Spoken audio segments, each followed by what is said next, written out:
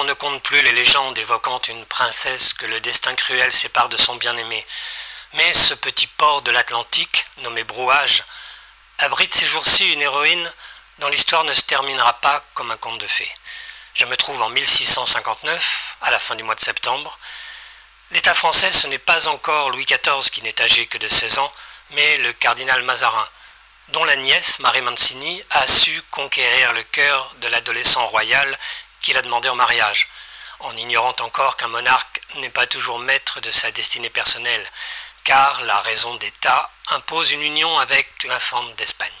Louis résiste, longtemps, mais finit par céder et, en larmes, dit adieu à Marie Mancini, qui s'exile près de l'océan. Les habitants de Brouage la voient souvent errer près des remparts pour contempler les bateaux et les couchers de soleil. Elle ne rentrera à Paris que dans quelques mois, juste après l'annonce du mariage du roi. Celui-ci, en revenant de ses noces, effectuera un détour pour venir quelques jours à Brouage, en pèlerinage.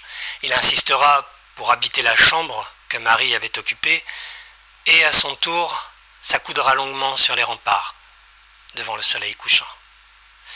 Une dizaine d'années plus tard, il demandera à Racine de s'inspirer de cette histoire en la transposant dans la Rome antique, et c'est ainsi que naîtra Bérénice, ce joyau du répertoire théâtral. Lors de la représentation, malgré toutes ces années passées, le roi pleurera une nouvelle fois, en écoutant ces vers les plus beaux peut-être de notre langue. Que le jour recommence, que le jour finisse, sans que jamais Titus puisse voir Bérénice. Gilles Thomas, pour Chronos Télévision. Nina, je suppose que tu te souviens qu'au XXIe siècle, qui me semble parfois un peu lointain, l'océan a reculé à Brouage. Tu te rappelles, on ne voit plus les vagues du haut des remparts. On ne voit plus rien.